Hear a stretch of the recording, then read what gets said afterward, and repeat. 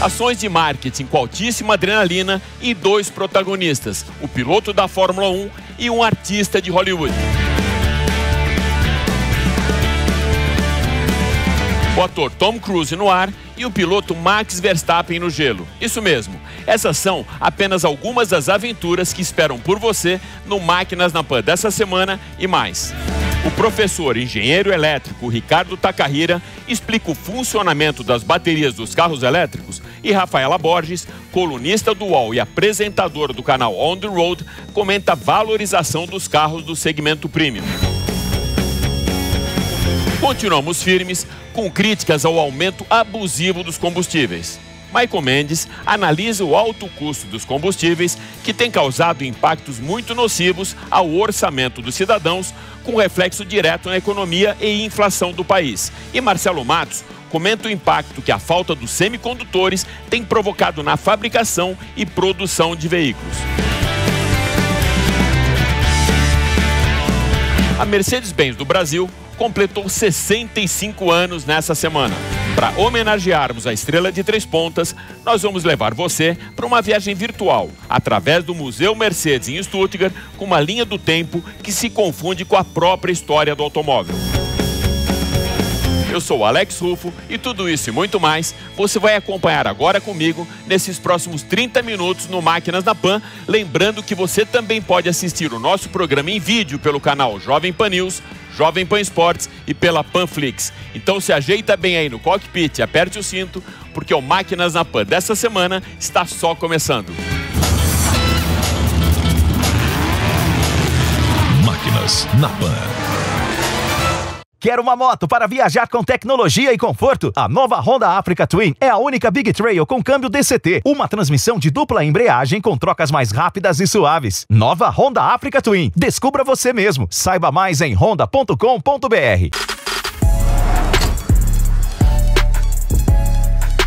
Para darmos a largada no Máquinas na Pan da semana, nós vamos transportar você para algumas aventuras bem radicais no gelo e no ar.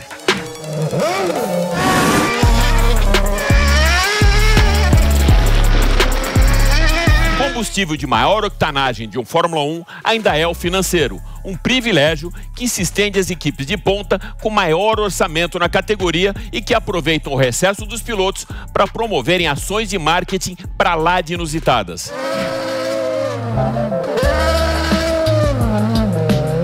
A Red Bull utilizou os Alpes austríacos durante o recesso de final de ano para colocar o seu carro de Fórmula 1 no gelo com Max Verstappen.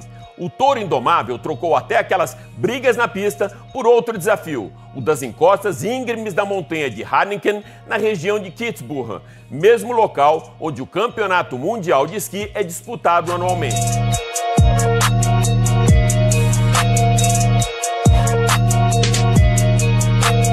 Dos Alpes para a Califórnia, a equipe austríaca de Christian Horner aproveitou o intervalo das gravações do astro mais bem pago de Hollywood, Tom Cruise, para colocar em uma pista de corrida o protagonista de Missão Impossível e Top Gun para acelerar um Fórmula 1 a 300 km por hora na pista de Willow Springs, relembrando seus dias como piloto da NASCAR no blockbuster Days of Thunder, e depois para assistir uma demonstração do ator que dispensa dublês nos takes de ação do comando de um helicóptero com manobras radicais e total domínio da máquina. Tom Cruise se despediu do staff da equipe com um looping antes de voltar às filmagens de mais um blockbuster da franquia, Mission Impossible Ghost Protocol.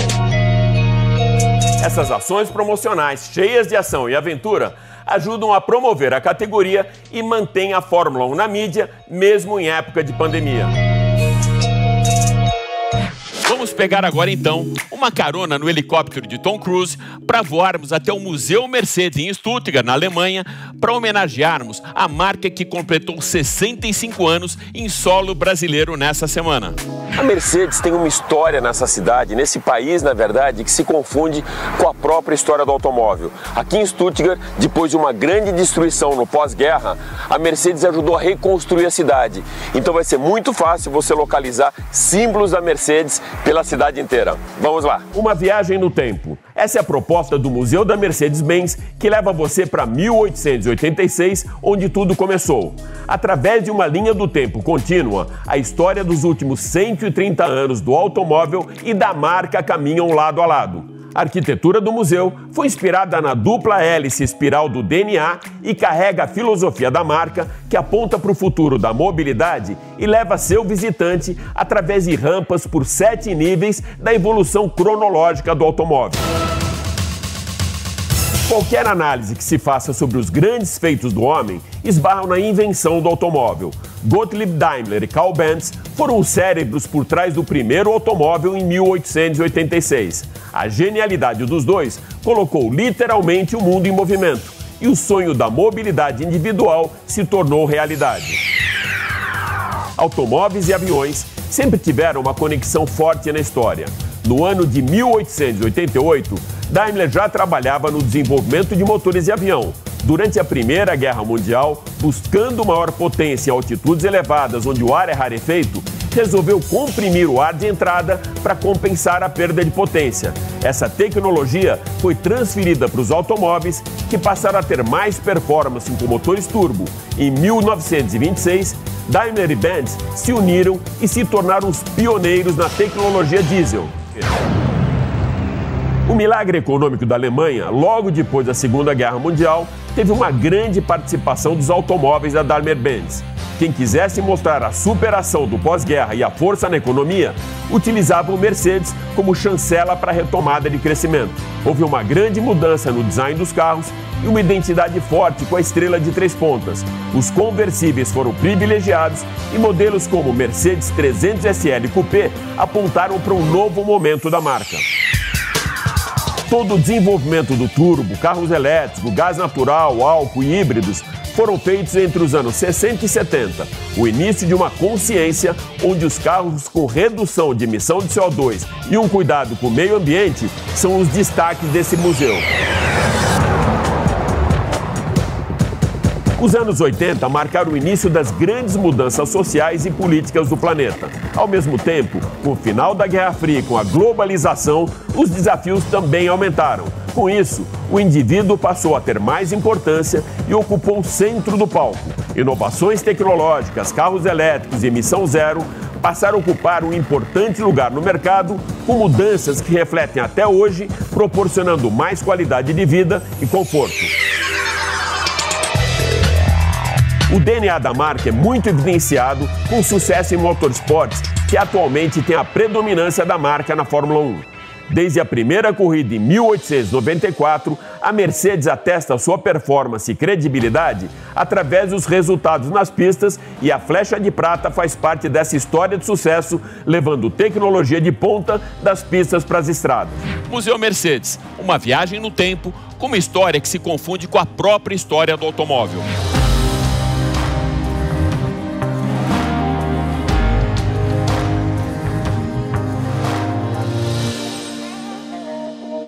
E de volta aos estúdios da Panflix, eu tenho o privilégio e a honra de receber aqui na Jovem Pan o professor de pós-graduação do Instituto Mauá de Engenharia e também engenheiro elétrico Ricardo Takahira, para a gente dissecar junto uma bateria de um carro elétrico. Ricardo, seja super bem-vindo ao Máquinas na Pan. Obrigado, Alex, pelo convite. Vamos começar pelo começo então, Ricardo. O que são essas células de bateria? As células de bateria, nós temos aqui, né, 2 exemplos. Aqui tem uma lanterna, nós vamos dissecar ela, né, como você falou. Mas essa aqui é uma bateria típica de um veículo elétrico. Tá?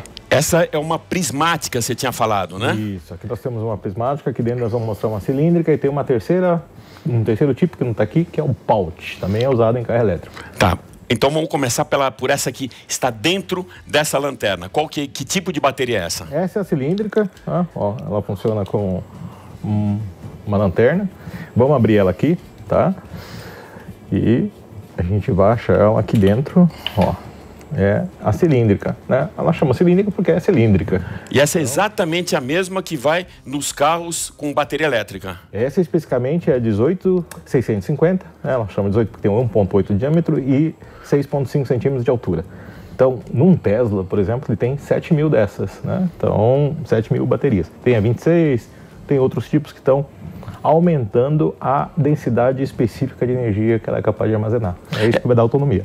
E uma vantagem que a gente já aprendeu aqui com você mesmo é que se dá algum problema na bateria, você não precisa trocar o módulo inteiro, você troca apenas uma célula, é isso? E, quer dizer, conforme a gente está evoluindo, conhecendo, né, com segurança, né, a manipulação das baterias, pode ser que a gente só troque uma célula, né? A célula compõe um módulo e o módulo compõe o banco, que é aquele caixotão que tem embaixo do assoalho do veículo.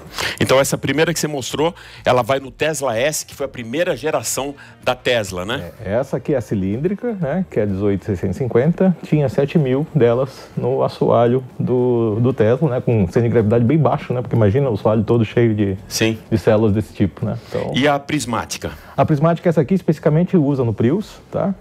RAV4, o próprio Corolla agora novo, né? Que também agora é flex. Então ele é carro híbrido, né? E essa eletroquímica, né, que tem 6 células aqui, ó, tá? Cada uma tem 1.2, então no total aqui é como se tivesse 6 dessas aqui e no total dá um positivo e negativo 7.2. E isso aqui é que ajuda o carro híbrido na frenagem regenerativa, em vez de transformar aquilo em calor, vem energia elétrica e você salta de 15 para 25 km por litro. Tá? Então você tem esses módulos aqui, que depois eles são acondicionados num gabinete e vários desses gabinetes é que compõem o total das baterias, que fica bem no fundo do carro mesmo, né? Exatamente. E esse tipo de arranjo, né, que é o modular, pode fazer um carro, um city car, carrinho pequeno, urbano, uma station wagon ou até uma SUV, né, conforme você vai aumentando a quantidade de células ou o módulos ou a bateria que vai dar energia suficiente para você movimentar veículos de massas diferentes. Ricardo, a gente escutava há muito tempo que no próprio celular existia uma situação de memória da bateria, que você não podia carregar tanto, ou tinha que esperar estar 100%. Isso acontece ainda hoje com as baterias de celular e também com as baterias de automóvel, não? Não. O efeito memória é uma coisa já do passado, não existe mais, né? Existem o envelhecimento, né, que conforme a bateria vai sendo utilizada, a capacidade de reter energia vai diminuindo, tá? É o envelhecimento age. Mas aquele efeito memória lá, que você, né, se não carregasse todo, ficava com uma carga... Não existe mais isso? Não existe mais nessas eletroquímicas de lítio e nem de nicoidrato metálico. Tá? E esse envelhecimento é em função dos ciclos, ou seja, da quantidade de vezes que você coloca para carregar, é isso? Importantíssimo isso, né? O que é tempo de vida da bateria? Né? O tempo de vida da bateria é medido por número de ciclos. Uma bateria típica, ela consegue fazer 30 mil ciclos. O que é isso? No carro, você carrega de noite e anda de dia. Carrega de noite e anda de dia. Então, o state of charge, o percentual de bateria, ele não vai a 100%, mas vai a 90% durante a noite, 80%, e depois, quando você chega em casa e você rodar muito, vai chegar com 20%. Tá? Então, cada ciclo de 20 para 80, de 20 para 80, vai contando esses 30 mil ciclos. Então, a idade da bateria é contada em número de ciclos. Então, se você ficar insistindo muito, talvez você envelheça mais rápido a célula. Ou seja, se você tiver com 60% de bateria carregada e você viu que aqueles 40% você usou só em 2 dias, você não precisa naquela noite carregar de novo, que você vai estar perdendo aí um ciclo de vida útil, é isso? Exatamente. Hoje essa inteligência depende do usuário, mas logo talvez os carros pensem por você. Pô, amanhã o Alex vai andar só 60 km, por que eu vou ter que queimar um ciclo de recarga e diminuir um ciclo de recarga do tempo de vida da bateria? Ele não recarrega, né? É o famoso V2G, que é o Vehicle to Grid. Então ele vai se interessar... Gerenciamento de tudo isso. Com a tomada, exatamente. E já que a gente falou em gerenciamento, um outro detalhe bem importante, que pode ser até um gargalo para a vida útil da bateria, para a performance do carro, é o equilíbrio e o balanceamento que você tem de carga em todos esses módulos, não é isso? Exatamente. Existe dentro do banco de baterias uma placa eletrônica chamada BMS. Traduzindo, Battery Management System, traduzindo de novo, é o sistema de gerenciamento da bateria. Então, quando você carrega uma bateria e ela está em série, essa aqui está em série com a outra, que é o tipo do controle remoto, se essa aqui está com uma carga de 30 e a outra está com 60, e elas estão em série, o limitante vai ser essa de 30. Então, é necessário você pegar essa de 30 e chegar nos 90, e as de 60 chegar nos 90. Aí sim, o estado da carga vai ser 90%, que vai dar a autonomia total possível no carro elétrico. Tá, você falou para a gente de ciclos. Tem um momento, então, que essa bateria ela não consegue mais fazer esse recarregamento. E aí vem um outro calcanhar que a indústria fala muito, que é o descarte. Mas me parece que teve um gênio do mercado, Elon Musk, que criou uma solução alternativa exatamente para esse descarte, com uma maneira de produtividade, não é isso? Exatamente, Alex. É o que se chama de segunda vida da bateria. Depois que ela passa esse ciclo de tracionária, porque ela traciona o carro, ela vai para um segundo ciclo chamado estacionário. E a gente sempre ouviu falar das energias renováveis, por exemplo, a fotovoltaica. Então, o gênio do Elon Musk, né, minha referência por enquanto, ele criou o Powerwall. O que é o Powerwall? Você pega a bateria no banco do carro e põe na parede. E aí ele tem na parede de casa, na parede de casa, né? Uma bateria, assim, lógico que não é a bateria ali, nada, uma tratada nas células, né? Põe uma estética. E ele tem também uma outra empresa chamada SolarCity, que é a telha fotovoltaica, que vai usar essas baterias, assim, mais velhas, de forma que ela vai virar estacionária com uma carga praticamente constante. Quer dizer, ele não vai fazer aquela excursão, o Deep of Discharge, né, que é a profundidade de descarga, e você vai conseguir usar só 10% para geladeira, fogão, iluminação da casa, né? E ainda conversando com as telhas que também ajudam nesse recarregamento dessa bateria. Que é outra dúvida e a pergunta, vai ter energia para abastecer todos os carros elétricos? Sim, na medida em que você não vai ficar dependente hoje de energia só hidrelétrica. Nós estamos vivendo uma crise hídrica, tarifa nem vermelha, roxa, né? E aí, essas energias renováveis, elas vão crescer na mesma quantidade em que a frota de veículos elétricos também vai crescer, resolvendo o problema do ecossistema. Ricardo, super obrigado por ter você aqui dando essa aula, uma verdadeira aula, quase uma pós-graduação aqui para o Máquinas na Pan. Muito obrigado mesmo, amigo. Obrigado pelo convite, Alex.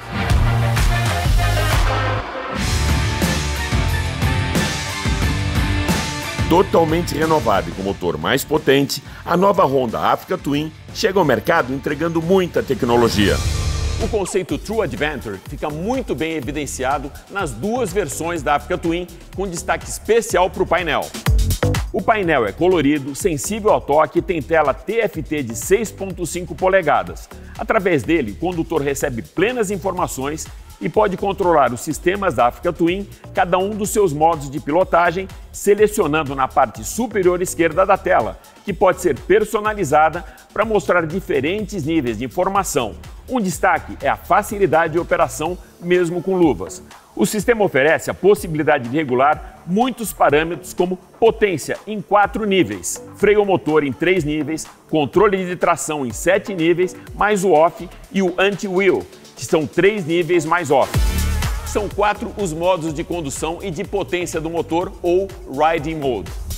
Tour, Urban, Gravel e Off-Road, que abrangem a maioria das condições e situações de condição. Ainda 2 modos User totalmente personalizáveis, mesmo no Ride Mode estabelecidos. Vá até a loja mais próxima ou visite o site www.honda.com.br/motos/Africa Twin. Nova Africa Twin. Descubra você mesmo. Onde vamos parar? Ou melhor, onde vai parar o custo dos combustíveis?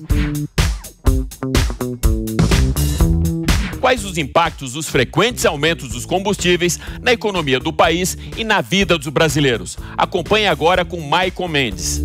Em um ano, o preço da gasolina subiu 39%. O etanol, em um ano, subiu 62%.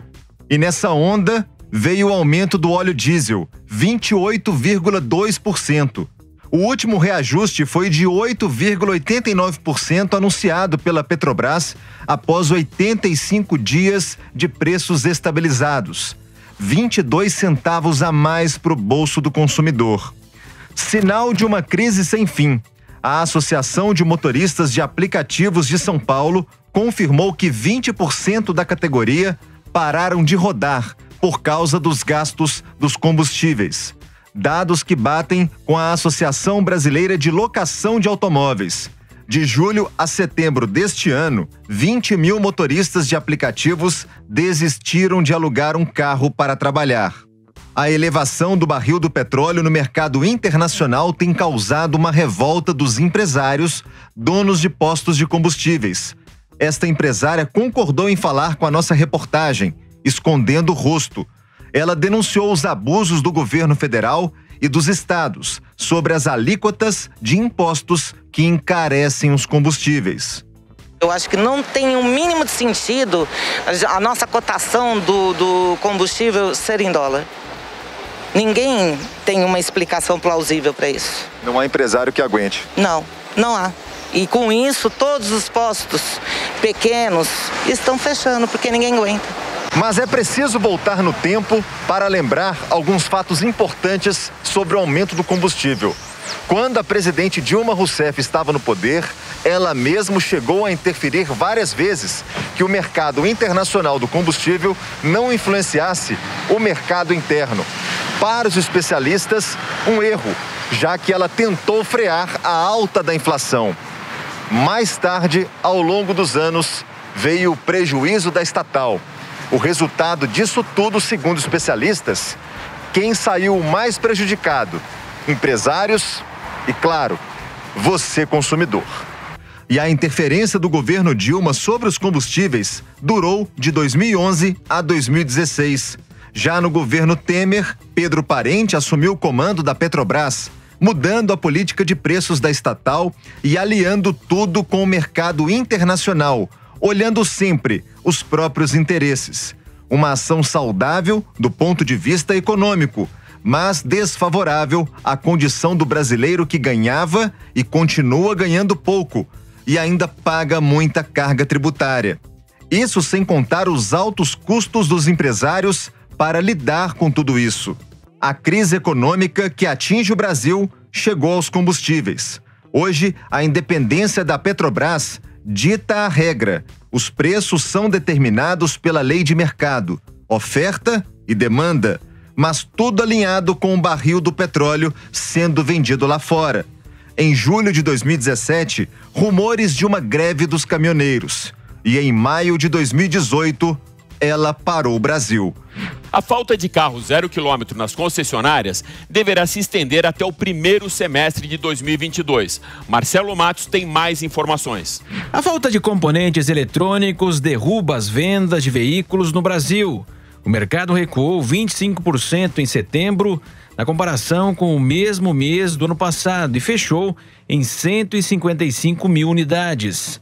O setor esperava crescer 16% em 2021 e vender 2.380.000 veículos. Mas as constantes paralisações das fábricas pelo desabastecimento dos semicondutores reduziram a produção e as concessionárias estão sem modelos novos para atender aos consumidores. A primeira revisão da FenaBrave, a Federação das Revendedoras, baixou a expansão de 16% para 11%.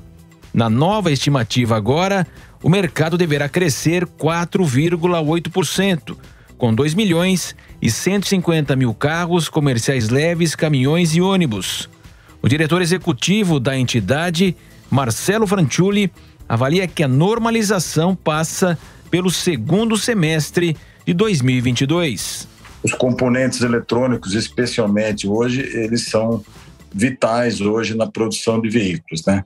E por isso que foi feita essa revisão, que nós entendemos que vai se prolongar ainda essa inconstância, vamos dizer assim, né? Esse desarranjo no fornecimento. O problema afeta a indústria automotiva mundial. No Brasil, no acumulado do ano até setembro, as vendas chegaram a 1.570.000 veículos, um crescimento de 14,78% sobre 2020, ano do início da pandemia. As montadoras instaladas no país têm capacidade anual de produção de 5 milhões de veículos, mas estão longe do seu recorde de 2013, com 3.800.000 veículos. Sem zero disponível nas concessionárias, os seminovos com até 3 anos de fabricação são os mais disputados no mercado e têm seus preços valorizados. Desde o início do ano, alguns carros do segmento premium tiveram valorização de até 60%. Para comentar esse mais novo modal de negócio de investimento, a gente tem aqui no estúdio da Panflix, Rafaela Borges, colunista do UOL e também do canal On The Road. Rafinha, seja super bem-vindo ao Máquinas na Pan. Obrigada pelo convite, Alex. É muito legal participar do programa. Legal, é isso mesmo, né? É um modal de investimento. O automóvel premium passou a ser um bom negócio, é isso? Há quem diga que o melhor negócio, porque o mercado de investimentos, o mercado financeiro não está muito legal. As pessoas também deixaram de investir em algumas coisas durante a pandemia e o carro premium, exclusivo principalmente, que já era um super negócio, acabou ficando um dos melhores negócios para se investir no Brasil. Então, nesse line-up que a gente tem do segmento premium, quais os mais valorizados, Rafinha? Os modelos? Sim. O mais valorizado entre janeiro e setembro desse ano, né, de janeiro para setembro, foi o AMG GT 53. Ele valorizou 60,72%. Que investimento te dá esse retorno? Cara, um super investimento. Eu escutei até que tem pessoas no mercado, grupo de empresários, que compram carros para investir. Então, certamente, esse é um do top lista desses caras. Qual outro que teve? Mercedes AMG. Qual outro que você tem como uma valorização bem alta? Fora os Mercedes, do segundo ao sexto lugar na lista, são só modelos da Porsche. Porsche 911 Carrera, até o Macan, que é um modelo que não é especial, não é tão exclusivo, não é tão difícil de encontrar como 0 km, valorizou bastante. No caso do 911, a gente teve uma valorização, dependendo da versão, entre 35% e 40% entre janeiro e setembro. Isso tem alguma coisa a ver, Rafinha, com a demanda, com a falta de carros, por conta também da falta de semicondutores? Ou é uma linha geral do mercado agora, por conta da pandemia, o cara querer um brinquedinho novo na garagem dele? Tem também a ver com a falta de semicondutores, porque você encontra agora, né? Isso aqui não tô falando só de usados, tá? Você que comprou em janeiro ou no ano passado um carro novo, está ganhando dinheiro com isso também, principalmente os carros especiais. Os RS da Audi, os AMG da Mercedes, os modelos esportivos da Porsche. Mas tem a ver também, em alguns casos, com a alta do dólar. O dólar aumentou, impulsionou o preço do novo, então o usado acabou valorizando também em relação ao usado de janeiro. Porque você tem nessa lista modelos que não são especiais, são modelos mais triviais dentro do segmento de luxo, como o Mercedes-Benz CLA, que está bem valorizado também nessa lista. Agora, quanto aos semicondutores, você que quer um Audi RS6, por exemplo, você quer o carro e não tem o carro novo para comprar, porque ele já é especial, ele já tem produção limitada e com a crise dos semicondutores ficou mais limitada ainda. A marca não consegue entregar, tem vários mercados e o Brasil não é um mercado que é prioridade para nenhuma marca de luxo, convenhamos. Então, quem comprou ali no lançamento, o carro estava custando R$700 mil, em dezembro do ano passado já estava vendendo e conseguindo vender por R$1.200.000, uma diferença de 4 meses. Do novo para o usado, com 300 quilômetros rodados, até 1.000 quilômetros rodados. O cara foi lá, aproveitou o carro e ainda conseguiu ganhar um dinheiro tanto com isso. Rafinha, a gente já está no final do ano e já passou por uma fase bem pesada aí de encontrar o carro 0 km numa concessionária. Isso está acontecendo também para o mercado premium? Ou seja, tem dificuldade também para esse cliente que quer entrar numa loja da Porsche, ou da Mercedes ou da Audi, encontrar o carro zero? E qual a espera para esse carro? Muito mais dificuldade do que no mercado geral, né? A espera para um carro, no caso do Sport, pode ser 6 meses, até mais. Eu me lembro de no ano passado entrar numa concessionária da Porsche e estavam carros clássicos em exposição porque não tinha carro na concessionária para vender, para entregar. O único novo que estava lá já tinha sido vendido. Então pode ser uma espera até de 1 ano, né? E no caso específico da Porsche tem uma vantagem aí que eles seguram o preço. Se você comprar agora e o dólar for a R$7, vamos supor, numa projeção completamente sem noção, mas que só para falar da alta do dólar, você compra com o dólar a 5, como está agora. Rafinha, para finalizar, alguma previsão de regularizar esse mercado, até por conta dos semicondutores, da falta de semicondutores? Existe um ponto em que esse mercado vai criar um equilíbrio novamente? Eu acredito que até a curto prazo, se a crise dos semicondutores for resolvida, no caso dos carros mais triviais das marcas de luxo, Série 3, Classe C, que está chegando aí a nova geração, mas no caso dos modelos especiais, eu acredito que leva um tempo ainda, porque eles são realmente modelos que não existe muitas unidades no mercado. Eles foram feitos para serem exclusivos. Eu acho que esse movimento de retorno às origens nos carros especiais, nos carros com preparação esportiva, nos carros esportivos, pode ser que leve um tempo maior do que os carros mais triviais. Então, eu acho que comprar agora, se a pessoa conseguir comprar, né, ainda é um super investimento. Então, aquele AMG que você tem na garagem da sua casa e o RS, é melhor você segurar um pouquinho, porque vai valorizar até o final do ano. Pode ser que valorize, sim, mas se você quiser vender, você já vai ganhar uma grana boa com esse negócio. Legal, Rafinha, super obrigado por ter você mais uma vez aqui no Máquina na Pan, trazendo todo esse mercado premium, que é a sua especialidade, né? Mercado de luxo. Muito obrigado. Obrigada, Alex. Valeu. É isso aí. O Máquinas na Pan dessa semana fica por aqui, mas vai lembrar que você também pode acompanhar toda a nossa programação em vídeo pelo canal Jovem Pan News, Jovem Pan Esportes e pela Panflix. Super obrigado pela sua audiência e até a próxima. Valeu! Máquinas na Pan.